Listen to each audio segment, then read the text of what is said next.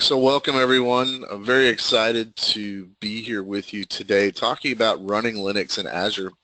And it's kind of funny. I mean, I worked for Microsoft for about 15 years, and to be sitting here talking about running Linux on a Microsoft platform is pretty amazing, and really exciting too, because we all of us have come a long way. Obviously, Microsoft has as well, and the cloud has come a long way. And to look at and think about all of the possibilities that we have now is pretty cool. And so, my name is Dan Patrick. I'm an Azure MVP and the Chief Cloud Strategist here at Opsgility, and we're going to be talking about these Linux workloads in the cloud, in the Microsoft cloud today. And specifically, when we're thinking about the cloud and Linux workloads, we're going to focus on IaaS and PaaS, right? Because that's really what we're talking about. We're talking about building solutions in the Microsoft cloud using open source and specifically using Azure, right? And so Linux on Azure. So let's take a look at this thing. What has Microsoft done? So they've kind of interestingly enough, and I think that Azure has really driven Microsoft to become an open source company, and you can write in any language. You can run almost any Linux operating system out in Azure. And it's great because, a lot of people are sort of, from their management point of view, are kind of said, we're going to use AWS, or we're going to use Google, or we're going to use Azure, or what have you. Most people are using a little bit of everything. But, from your perspective, trying to get your solutions out there, you can, do anything that you want. You can run Linux in Azure, and it really has kind of, tipped the scales. Microsoft says that about 30 to 40% of the VMs that are created every single day out in Azure are Linux-based, which makes sense. And it's a really great thing. And any all these logos on here, you can kind of see how far it's come. And what we're going to do today is talk a little bit about that. I'm going to show you a few things, give you some ideas, and just help you get started with connecting up with a couple demos later in the presentation. So Microsoft has embraced this open source, right? So all the clients, the SDKs, the frameworks, all that stuff are all out in GitHub, and you can go and check all those out. And all of Azure, like those clients and all that stuff, is all open source using the Apache 2.0 license, and it's out there in GitHub. And what Microsoft says is they love this thing, right? They love Linux, which is pretty interesting. I mean, if you kind of think about this, the transformation that's taken place, it's pretty incredible. So it's exciting to see that, and it's exciting with all the different things that are happening. Now, a couple of those things, and one of the most interesting thing is this: SQL Server on Linux. Microsoft has said that, and they are developing SQL Server on Linux, and even quotes from things, people like Red Hat and that sort of thing is pretty cool. That they're going to be able to support SQL Server on Linux and run that out in the Azure cloud. And they said mid-2017. We'll see if that actually happens. We're almost to mid-2017, but it's pretty amazing to see something like SQL Server running on Linux, and even running these things in a Docker container, right? So pretty neat stuff. Now, they're out in Azure. You can, if you've worked with it at all in the past, there's this marketplace, right? And Azure can use either marketplace images. You see the some of the names there, like Red Hat and Ubuntu and Oracle Linux, even CoreOS, CentOS, that sort of thing, can be leveraged, and you can build all of those in Azure, right? And there, all of these kind of endorsed partner community distros and things are available for you, and those are curated by those companies. And you know, it makes it really, really easy, right? So you don't have to sort of create your own image and upload it, although you can. But you know, these are curated, up-to-date images that these you know, vendors are working with Microsoft, and they can update their images at any time, and you know, which makes it really nice for you, right? As you know, continue on your path with Azure, that sort of thing. But you know, you can bring your own custom images, that sort of thing, whether it came from KVM or VMware or Hyper-V, whatever, and you know, build something to support your needs, and you can send those up to Azure. Now, the other thing, obviously, that you can do is there is Docker Hub integration, right, where you can pull in Docker images really easily to those VMs. And run those out in Azure, and it even supports containers via the Azure Container Service, or just running containers on virtual machines, one-off like you did at any time. Now, there's a bunch of other open source things that are out there these days. A lot of support for, like Redis Cache, Drupal, MongoDB, MySQL, all that sort of thing. All of those are, there and are available for you to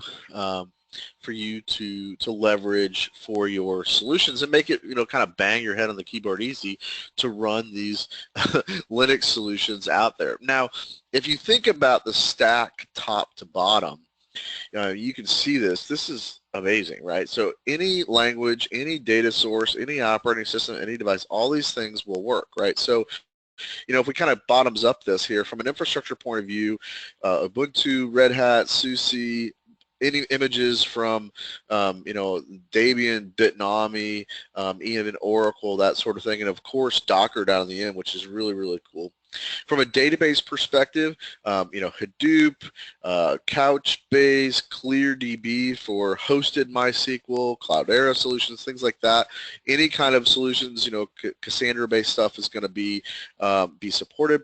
As far as your apps and tools, PHP, Node, Python, Java, Ruby, almost anything, including deep integration with the Eclipse tools, for writing Java-based applications, where you can, even roll those out from the UI, attach a debugger to live, code, that sort of thing. So really cool stuff there. And then as we continue up the stack, all the kind of applications that you would expect, right? Anything from GitHub to, Marathon, from DCOS over into, some of the content management things like Drupal, WordPress, that sort of thing. And then from a management point of view, of course, we've got Chef, Puppet, Ansible, all this sort of stuff, right? That's out there for you to do your sort of infrastructure as code and your configuration management and that sort of thing, and great integration there, right? So at the top with the DevOps tools that have become so critical in modern implementations and modern cloud implementations, right? So pretty neat, and what we see is people will leverage these across the board, and for any kind of solution stack that they're looking to build. Now, one of the most interesting things is integrated support with Red Hat, right, where we now see that you can implement and roll out VMs from the portal without even having to talk to Red Hat, right? So, customers can go into the Azure portal, and you can self-select those images, and you can roll those out. I'm actually going to do this in a little bit, and we're going to connect the Red Hat VM over to our Red Hat subscription, right? So what's so beautiful about that is that those accounts will be linked up, and then you've got technical support with just a click. So really great support, and to me this is almost like cats and dogs living together, so pretty interesting. Now, from the perspective of these VMs out there, these are ephemeral VMs in the sense that you can create them, delete them, that sort of thing really easily, and using the portal, the Azure command line tools, that sort of thing, very easy to get done. And what we'll do is we have this kind of cloud that we can build, this dev test environment that can be leveraged for just about anything you want, and you're in full control. right? And the nice thing is this stuff is billed by the minute. So literally when you're coding, you're paying. When you're not coding, you're not paying. Okay, you know, pretty easy to get started, and you know, full support for anything that you can think of. Now, there's hundreds and hundreds and hundreds of certified stacks as well from Bitnami.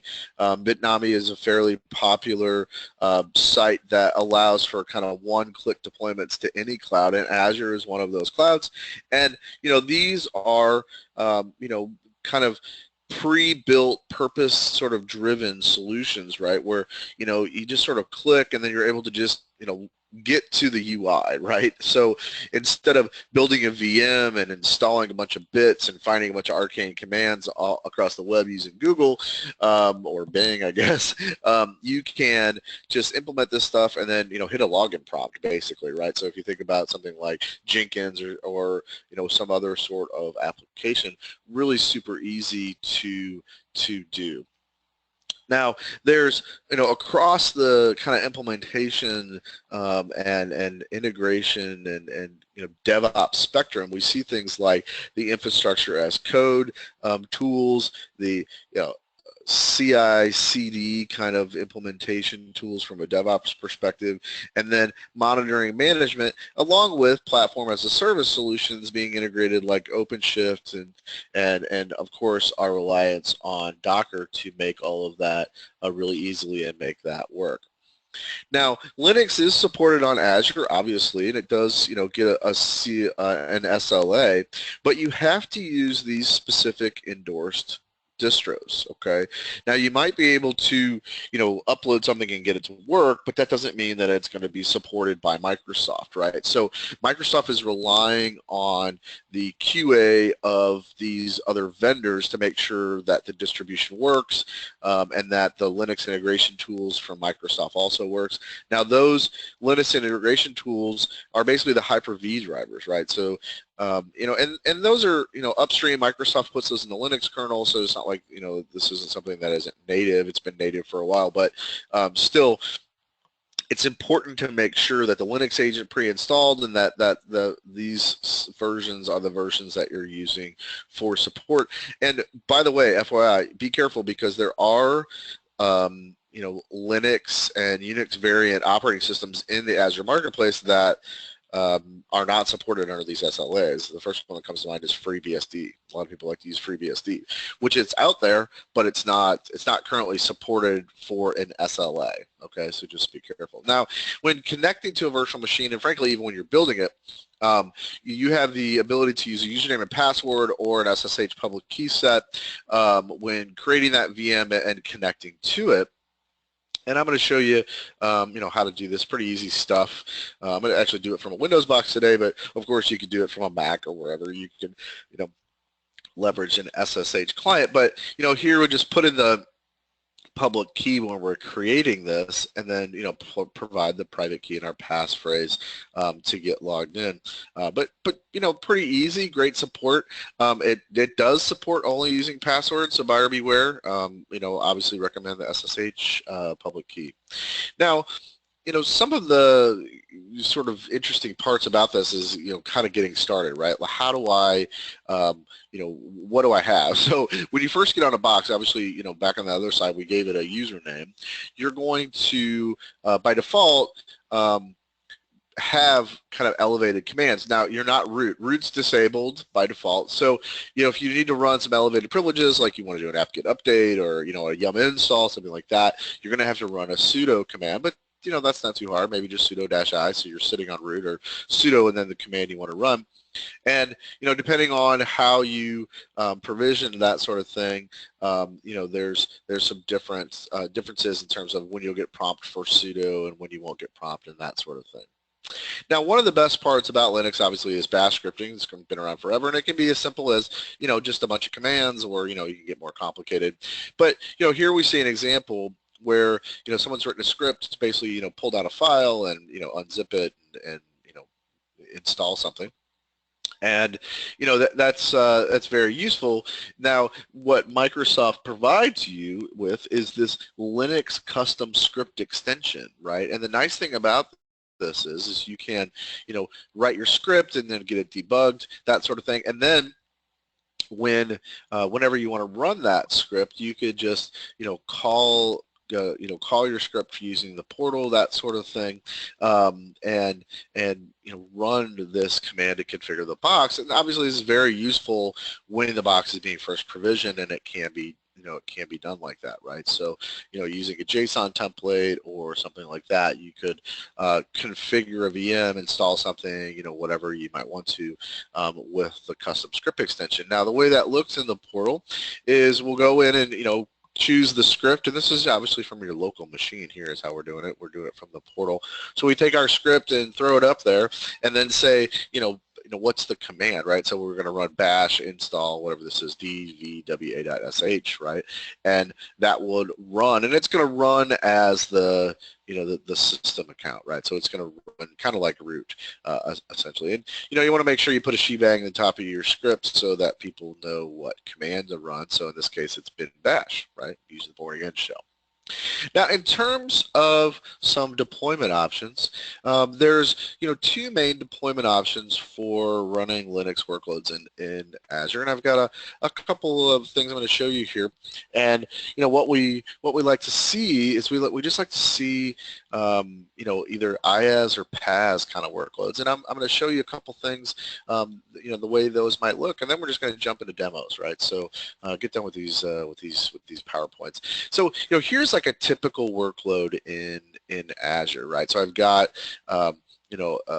Linux boxes running Nginx, so that's my web server, and then on the back end I got a PostgreSQL server set, right?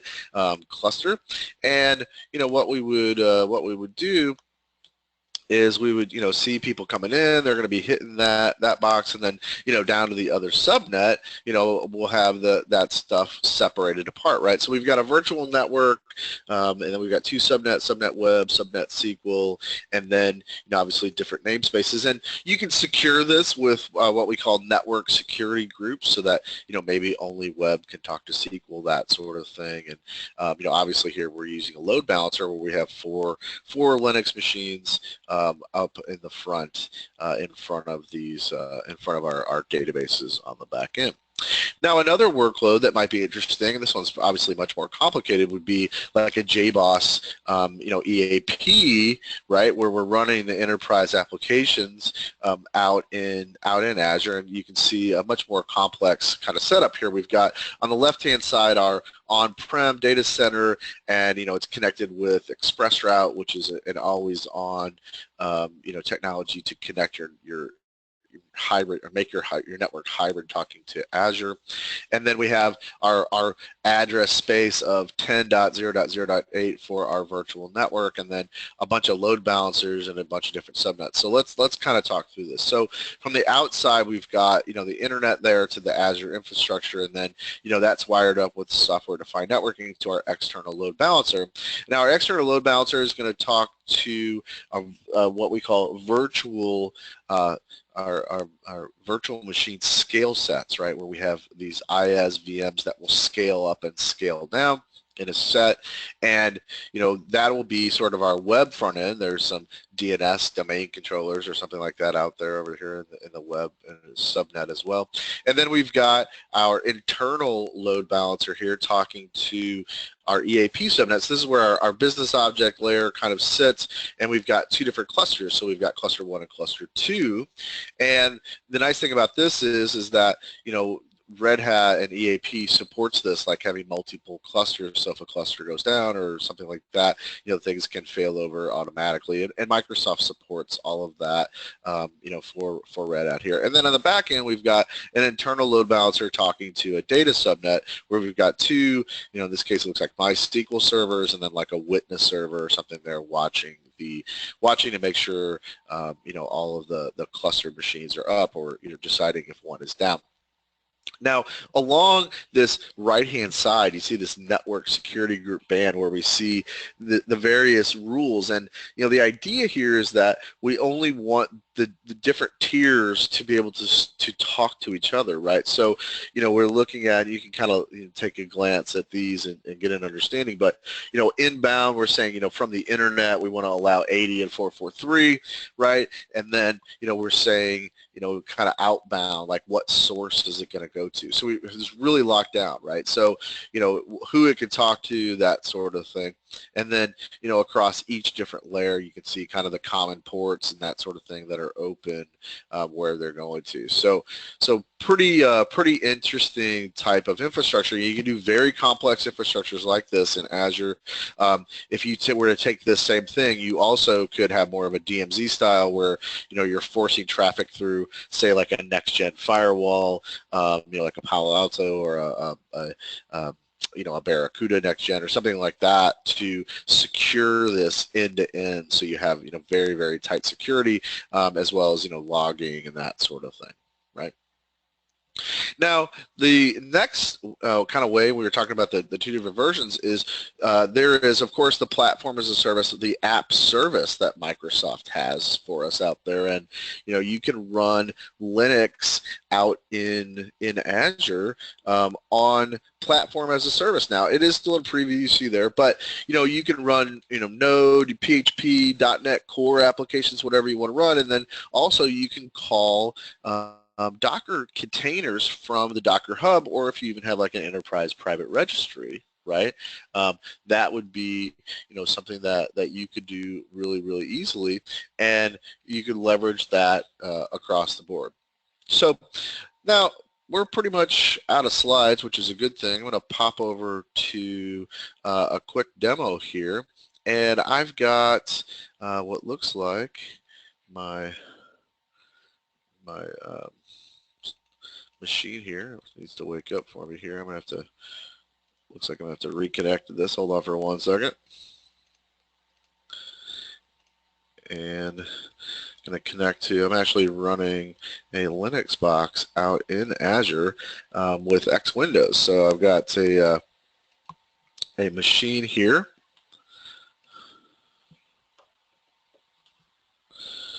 It's taking just a second to wake up. Sorry about this.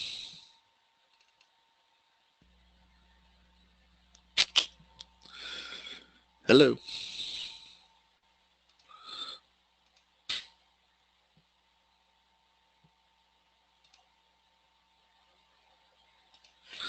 And it doesn't want to seem to connect for some reason.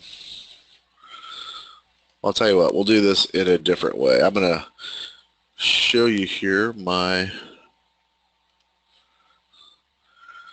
portal, I guess, because for some reason it's not, that machine's not waking up for me. So I'm going to open up the Azure portal and do a couple quick demos. The first demo I want to do is I'm going to roll out a Red Hat VM. So we got a Red Hat VM here. Make this a little bit bigger so you can see it. And we're going to say Red Hat Enterprise Linux 7.2. And we'll just call this Red Hat VM1. And I'll use the username demo user. Now for my password, I'm actually going to use an SSH key, which I have off screen here. Give me just a second to get that open. And of course I created this key on my own. So I've got a public key here, and I'm going to paste that in. And now I'm going to next create a new resource group. We'll call this Linux Demos. And we'll say OK. Now the next thing it's going to ask me is what size I want. And I'm using SSDs. I'm just going to go with this 2-core 7-gig machine. To make it simple on myself, I'm going to use manage disks, and I'm going to turn off monitoring because I don't care about that for our little demo here. And then from there, I'm going to click OK. Now that's going to roll out a Red Hat VM for us. Now, along with that, I want to do another one. I'm going to do an Ubuntu VM as well, and we'll call this one Ubuntu VM1, and we'll use the same name. I'm going to use the same key, and this time we're going to put it in the same Linux demos. We should have, choose a DSV2. I'm going to say there's this again, and this time I'm going to see if our VNet's already out there. Looks like it is. And we're going to just get this done really quickly. You can see how fast it is to create a VM. So I've got a couple of machines deploying. Now, this is pretty easy, and if we look at our resource group for that Linux demos, we'll see all of our machines will be rolling out here, and we'll get a good view of what's going on. So we see I've got like our Red Hat VM, got an Ubuntu VM. Both of those are rolling out right now, and they're both going to be attached to that Linux demos VNet. Now, while those are doing that, next up, what I want to do is I'm actually we're going to create the Linux on, or how about this, app service, app on Linux, I think. There we go. Well, app on Linux. We're going to do a web app on Linux. So this is the paths that I was talking about, right? So I'm going to click create on that. And, here we're going to, I don't know, we'll call this Opsgility Linux web app. How about that? That should be good. Yeah, it sure is. And if I click on the configure the container, what this will do is I've got this thing where I can choose. Do I want to use a built-in? I want to use Docker Hub, that sort of thing. I'm going to choose Docker Hub, and I have an image, kind of a test image that Docker puts out here that I want to use. Where did it go?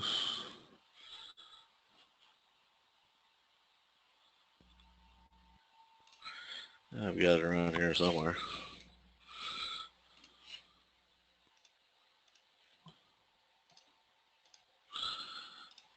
It is called, and the nice thing about this is you could just use almost any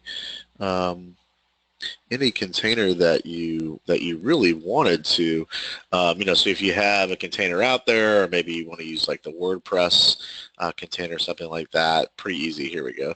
So I've got this image here, and this is just from Docker's learning site. I'm going to click OK on that, and then we'll just click create. So as fast as that's going to start creating that, and it'll download that Docker image, right? So let's go back to our Linux demos resource group and take a quick look at what we have. The first thing we have is our Ubuntu VM, right? So, pretty easy to connect to this. If I click connect, it's going to actually give me the SSH command, right? And mostly that's just going to a public IP address, right? So pretty easy. And what we can do is if I open up Putty on Windows, we can put in our different pieces here. Like one of them we'll need to do is we'll need to update our private key here to use our private key for this demo. And I'm going to make this a little bit bigger so everybody can see it. And we'll just go ahead and do that. Now, what this will do is, first thing I do is we're going to get a little security alert, which is fine. And I'm going to put in my demo user, which is what we were using. And then it's authenticating. See, it's got the public key there. It's asking me what's the passphrase for this key. And just like that, I'm on my Ubuntu VM, right? So, here I mentioned before, that you have to use your sudo commands if you want to run something. Like if I just do, an apt-get update, it's going to say, hey, you don't have permissions for that, right? So I ran that and I got a permission denied. You see that there. And so what I want to do instead is we'll do the same thing, but we'll do sudo apt-get update. And now I have the rights to do that. So it's, connecting out. Now the cool thing is that this is actually like a local repo. So Microsoft actually has repos that Canonical has built locally to do that.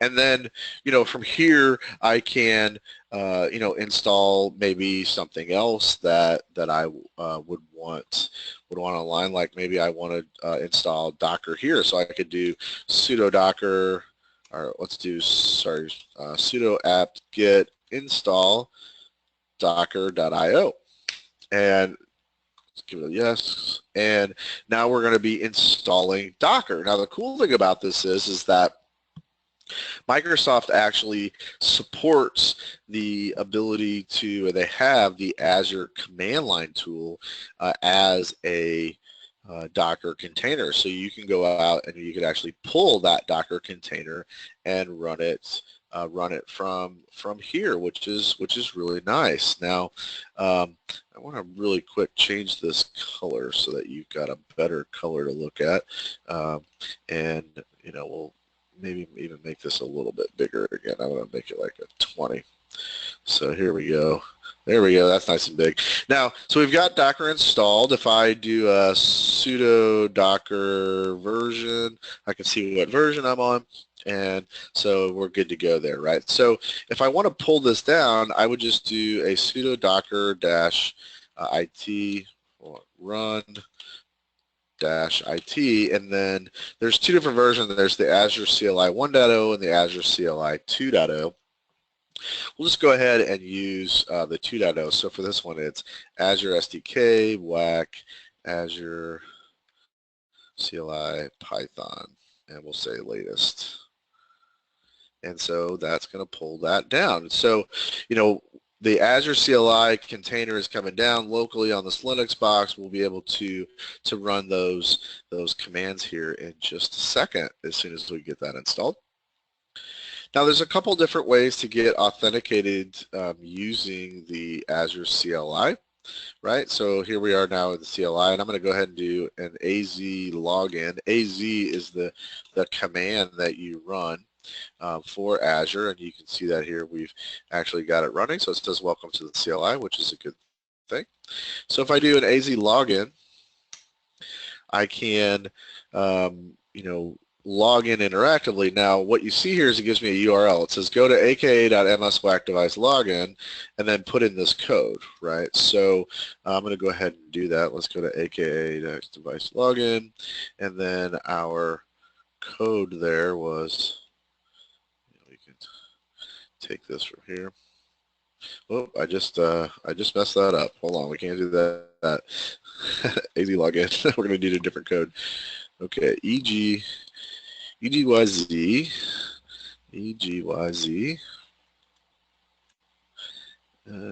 JRARX,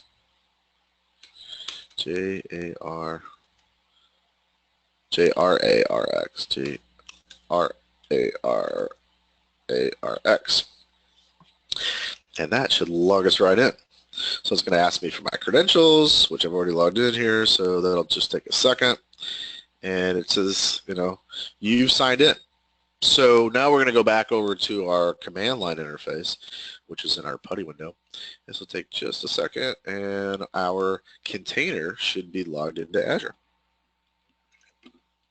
And it is. So now we can see, all of my different subscriptions and things like that I have, and I'm able to run commands. Like I could say AZ VM list, and it shows me all the different commands. Notice it all comes out in JSON. You can also change the output to say like a table, and I get a nice thing there. So it looks like I got a couple of VMs that I was working on that were part of a hackathon, right? So pretty neat, and we've got a fully functioning thing here. So I could do like AZ group create, give it a name of Linux webinar 2, and the location might be Central US. And so that's going to create a group, which it did. right? So it says succeeded, and now if I were to go back and look here, it's called Linux Webinar 2. If we went back to our resource groups over here, and we do a quick refresh, I should see that here, although I've got things filtered, so I might have to do this. And it's out there. So cool stuff. Now, if we move over to our Red Hat VM that we have, this is what we were talking about where, I've got Red Hat, and of course I can connect to this machine the exact same way, back out of this container and back out of this VM. If we go back into Putty, and we got a different IP address, and we'll need to set it up the same way we had before, and it's pretty simple kind of changes to be made here. We'll make it nice and green so you guys can see it again, and then we'll need to choose our SSH key. So here's my private key because I use the same for both of those. Click OK to that, say yes to this, and before you know it, I'm going to be logged into my Red Hat VM running out in Azure.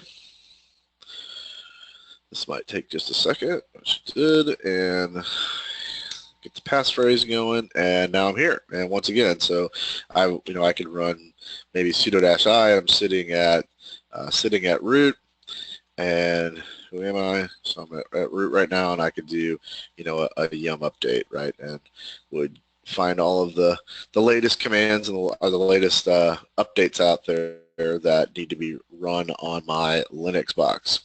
Now, the cool thing that I mentioned before was how we could connect this Red Hat VM to the Red Hat portal, and if you look down here, there's this really great button that says Red Hat Customer Portal. So if I click on this, I get this box here. It says use Red Hat Customer Portal for everything related to your subscription. So issues, downloads, updates, that sort of thing, support, and I can go ahead and click Customer Portal, and this, without me doing anything else, is going to set this up for me. So I'm going to have this virtual machine where it's going to be subscribed through Red Hat. If I were to have a problem with it, that sort of thing, it would allow me to call support or open a support ticket. And there's actually Red Hat people that sit at Microsoft. So really neat stuff, and we can see here that our accounts have been linked, and look at that integration. So Microsoft and Red Hat working together, right? And it even has a link to go back to Azure here, right? So this takes me back over to Azure. Now, what's so great about this is, if I were to actually do a new support request now, all of that's connected, right? So, this is a Red Hat VM. It says a virtual machine running in Red Hat, that sort of thing, and it's going to, load up the support plan, which is great. So, all of this is connected together, and now I have a Red Hat VM that Red Hat even knows about, so they can help me if I were to, have an issue or, need some sort of support. Okay, well, we've seen a couple of different VMs and how you can do some things, including, connecting with the CLI. Let's check on that Docker-based Linux web app that we had, right? So this is platform as a service, and, I've gone ahead and set this up. And you can see here, if I go to the Docker container, it's going to show us the Docker container that we use. So, we pulled out of the public Docker hub this, image here, ng2-admin, which is a sample application that you can leverage just to test things. And so I've done that, and this should be up and running now. If I, click here, it gives me this URL. So if I click on the Opsgility Linux web app, this should load our Docker image, right? So we didn't have to, go to GitHub or, FTP files or whatever. This is an application that came straight from, the Docker Hub, and it's a container. So we have this really great example web app here. It's kind of nice. It looks like a, it's got some sort of a, maps and click-throughs. It's kind of a dashboard type of application, and you can even, it's got lots of things like charts, but the whole idea is that, hey, this is a Docker container that's running on the Linux app service. I don't have to have VMs. I don't have to have any of that management pane. It's just running right here. So if you write a web app that's in some sort of a hub, you can just pull that down and it's running, and it will do all the things that you would expect it to do, right? So auto scaling and all sorts of things. And hey, look, I'm even running this in West Europe. See that right there? It says West Europe. I didn't even I thought I chose West US, but yeah, this is running over in Western Europe. So we've seen some great integration between Red Hat and Microsoft. We've seen great integration between Azure and Docker, and a bunch of different solutions running out in Linux on Azure, and that's pretty much it for it. I mean, it's across the board. Microsoft has been looking at this stuff, and at the end of the day, they've done a really great job to make all this work. So I hope that this webinar was helpful for you to just understand what's going on in the world of Linux and Azure and running some things and getting started. And I hope you have great luck with the platform in the future. And we'll go ahead and shut this down. Thank you so much for joining. Check out opsgility.com, where we have lots of labs and classes for running Linux on Azure. Take care.